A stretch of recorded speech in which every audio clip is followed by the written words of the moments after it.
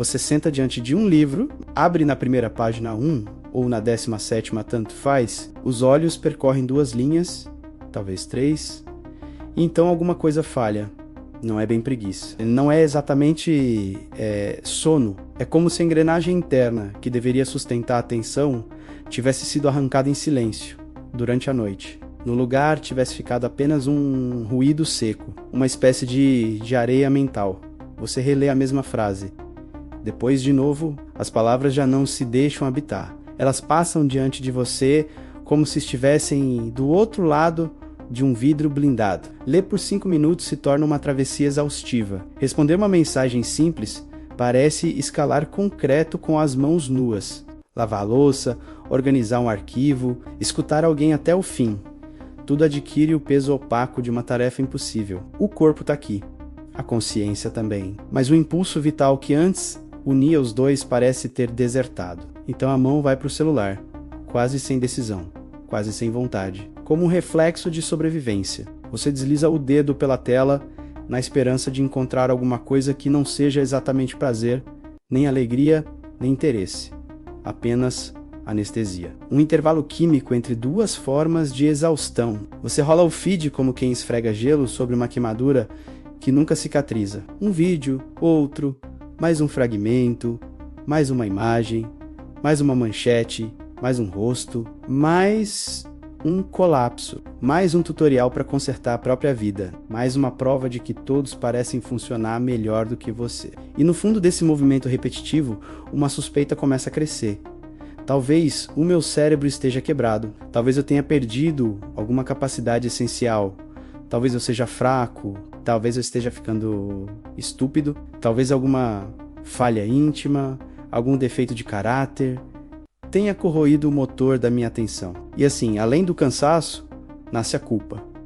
Além da apatia, nasce a vergonha. O sofrimento deixa de ser apenas sofrimento e passa a ser acusação. Mas talvez seja preciso dizer isso de forma nua, sem consolo barato. Você não está simplesmente com preguiça. Você não está apenas distraído. Você está saturado. Seu sistema nervoso foi exposto por tempo demais a uma intensidade de estímulos para a qual nenhuma interioridade foi feita. O problema não é só que há muitas coisas chamando sua atenção. O problema é que você foi lentamente treinado para viver sem centro, para existir em estado de dispersão permanente, para confundir excitação com vida, reação com pensamento, conectividade com presença. E é aqui que a leitura de Byung-Chul Han deixa de ser comentário filosófico e se torna diagnóstico. Porque a pergunta decisiva não é por que você não consegue focar. A pergunta decisiva é: quem lucra com a sua incapacidade de sustentar silêncio, demora e profundidade?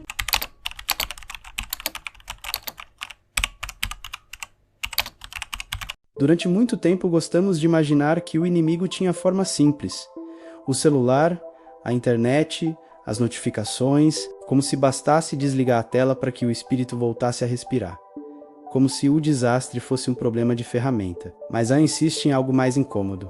Os dispositivos importam sim, mas eles são apenas a superfície visível de uma mutação muito mais profunda. O que nos destrói não é o aparelho, é a forma de vida que o aparelho serve. É a lógica histórica que encontrou na tecnologia o seu instrumento perfeito. Em outras épocas, o poder se exercia como negação. O mundo social era organizado pelo dever, pela disciplina, pela obediência. Havia uma força externa que dizia não, não pode, não deve, não tem permissão. Era a sociedade da coerção. A negatividade do limite moldava os corpos. O trabalhador era explorado por uma instância claramente exterior. O senhor e o escravo estavam em posições distintas. O opressor tinha rosto, a violência vinha de fora. Mas algo mudou. A sociedade contemporânea não opera mais, predominantemente, pelo não. Ela opera pelo excesso de positividade, pelo mantra do você pode ser melhor, você pode render mais, você pode empreender a si mesmo, você pode otimizar seu corpo, seu sono, sua dieta, sua carreira, você pode transformar cada minuto em valor, cada traço da personalidade em desempenho, cada relação em networking, cada crise em oportunidade. Parece liberdade, mas é uma forma mais eficiente de dominação. Porque quando o mandamento externo desaparece, o sujeito passa a explorar a si mesmo em nome da autonomia. Ele se chicoteia com a linguagem da realização, ele se obriga sob o disfarce da escolha. Já não há um capataz visível. O explorador foi internalizado. O indivíduo moderno é ao mesmo tempo senhor e escravo, empresário e operário de si, carrasco e vítima no interior da mesma pele. E essa mudança tem consequências psíquicas devastadoras. Han chama isso de sociedade do desempenho, uma ordem em que a exigência de produzir, responder, melhorar, competir e se expor não cessa jamais. Nela, o fracasso não aparece como efeito estrutural, aparece como culpa individual. Se você está esgotado, a mensagem implícita é que não soube se gerir. Se não consegue se concentrar, é porque falhou na administração da própria mente. Se colapsa, o sistema não se reconhece como causa. Ele se oferece como remédio, mais aplicativos, mais técnicas, mais monitoramento, mais desempenho. É por isso que a metáfora do aquário é tão precisa. Não faz sentido medicar o peixe quando a água do aquário está envenenada. Não faz sentido tratar o colapso subjetivo como se ele fosse um defeito isolado do indivíduo, quando o próprio meio social foi organizado para produzir exaustão. O ambiente é tóxico. O tempo é tóxico.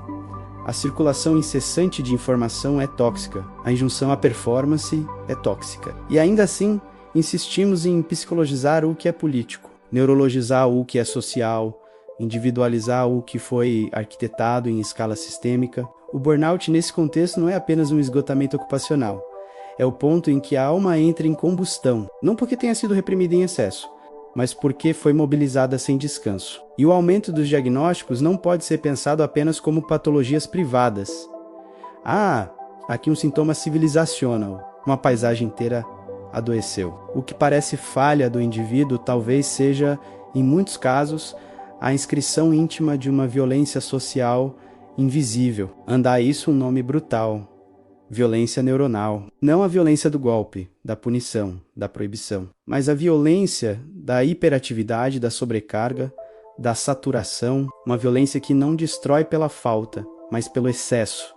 Excesso de estímulo, excesso de tarefa, excesso de informação, excesso de possibilidade, excesso de exigência. O cérebro não quebra apenas porque é impedido. Ele quebra também porque é permanentemente solicitado, porque nunca lhe é concedida a sombra, porque a atenção foi convertida numa superfície de impacto contínuo. O resultado é uma subjetividade incapaz de permanecer, incapaz de demorar, incapaz de sustentar qualquer coisa que não devolva a recompensa imediata. Mas isso ainda não é o centro do problema. O centro do problema aparece quando percebemos que essa exaustão não é um acidente do sistema. Ela é funcional, ela serve, ela produz valor. Um sujeito cansado não é apenas um sujeito que sofre, é um sujeito politicamente enfraquecido. O hipercapitalismo contemporâneo não depende só do seu trabalho, ele depende da captura integral da sua atenção, da sua previsibilidade comportamental, dos seus impulsos mais microscópicos. Seu cansaço foi transformado em recurso econômico. A apatia não é uma falha lateral da máquina, ela é parte do combustível. Um cidadão verdadeiramente atento é perigoso. Um ser humano capaz de foco profundo, de leitura longa, de silêncio, de contemplação, de memória histórica, de comparação conceitual, de demora crítica, é um problema para qualquer ordem baseada em aceleração, consumo reflexo e manipulação afetiva. Porque o foco profundo não produz apenas eficiência, ele produz distância, e toda distância real abre a possibilidade do julgamento.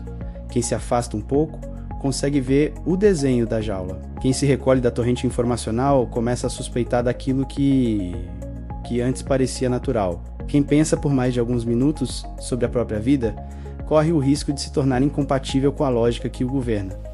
Por isso, a economia da atenção não quer sujeitos inteiros, ela quer fragmentos reativos. Ela precisa de indivíduos que reajam mais do que pensem, que sintam mais do que elaborem, que consumam mais do que compreendam. O algoritmo não bombardeia você com informação porque acredita em esclarecimento. Ele o bombardeia porque cada microchoque perceptivo prolonga a captura. Cada clique, cada pausa, cada indignação pode ser convertido em dado, venda, modulação de comportamento. A informação então deixa de iluminar, ela passa a saturar. Ian, quando fala em infocracia, está descrevendo precisamente esse regime. Um regime em que o poder não se impõe apenas por censura, mas pela inundação contínua de sinais. Não é mais necessário silenciar brutalmente. Não é preciso destruir a verdade quando se pode dissolvê-la em excesso de versões, opiniões, notificações, escândalos e estímulos concorrentes. O sujeito informado demais já não compreende mais nada. A avalanche informacional não gera lucidez, gera fadiga, gera desorientação, gera impotência, e um indivíduo impotente consome objetos, narrativas, identidades, indignações de aluguel, soluções instantâneas, técnicas de autogestão. Ele vive em estado de carência administrada, sempre insuficiente, sempre a um passo da versão ideal de si mesmo que a tela lhe promete. É assim que o esgotamento se converte em mercado. Você perde o foco porque está exausto. Fica exausto porque precisa performar. A tragédia é que dentro desse circuito, até o descanso foi colonizado. Descansar já não significa interromper a lógica do desempenho. Significa recuperar energia para voltar a performar. Dormir melhor para produzir mais, meditar para render mais. Até a pausa foi tornada funcional, mas há algo que essa máquina não consegue metabolizar por completo: o tédio profundo. Aquele tédio grave, espesso, quase mineral, o tédio que nos obriga a atravessar o vazio sem preenchê-lo imediatamente. O tédio que desarma a compulsão de reagir e insiste na necessidade de restaurar a vita contemplativa. Contemplar significa recusar a temporalidade violenta que nos fragmenta. Significa reconquistar a capacidade de estar diante de algo sem imediatamente explorá-lo, publicá-lo, transformá-lo em desempenho. A contemplação ela é subversiva porque não acelera o circuito. Ela suspende, ela retira o sujeito da condição de terminal nervoso do sistema. Reaprender a não fazer absolutamente nada talvez seja uma das últimas formas de dignidade que nos restam. Fechar os olhos, sentar diante da janela sem transformar o horizonte em conteúdo. Permitir que a mente atravesse sua abstinência de estímulos e reencontre uma cadência lenta, não para virar uma versão mais produtiva, não para hackear a dopamina, mas para não desaparecer, porque é isso que está em jogo. Quando perdemos a capacidade de foco, não perdemos apenas uma habilidade cognitiva útil para estudar ou trabalhar. Perdemos a âncora da interioridade. Perdemos a continuidade do eu, perdemos a possibilidade de habitar o tempo em vez de apenas ser arrastado por ele. Um ser incapaz de sustentar a atenção torna-se vulnerável a qualquer força que saiba excitá-lo. Torna-se poroso a toda manipulação, torna-se leve demais para resistir. E há uma forma de vazio que começa exatamente aí, quando já não conseguimos permanecer tempo suficiente dentro de nós mesmos para reconhecer o que sentimos, o que pensamos, o que recusamos. Talvez o nome mais honesto para essa época seja este: uma época em que o mundo se tornou excessivamente presente e o sujeito ausente. Talvez por isso o gesto mais radical já não seja falar mais alto, correr mais rápido, consumir a crítica como mais um estilo.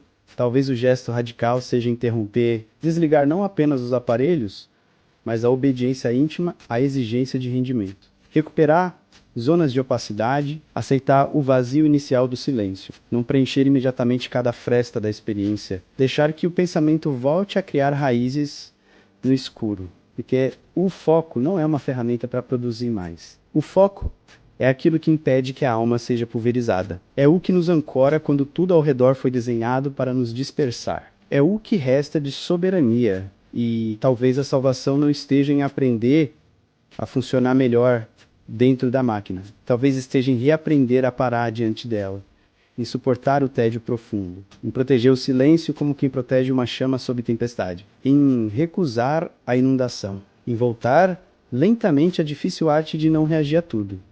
Só então alguma coisa pode reaparecer, não uma cura, não um método, mas uma presença frágil, lenta, quase esquecida, a única capaz de nos impedir de cair no vazio. Se esta reflexão encontrou em você alguma ferida que ainda não tinha nome, inscreva-se no canal, porque aqui, no escuro, a gente não vem para ser distraído, vem para enxergar. E eu quero ler você nos comentários. Não uma opinião genérica, não uma frase pronta, mas algo real. Em que momento percebeu que seu foco estava sendo destruído? Quando foi que o silêncio ficou insuportável? Quando sentiu que não conseguia mais permanecer inteiro? Escreve, sem pressa. Talvez reconhecer isso com honestidade seja o primeiro gesto de resistência.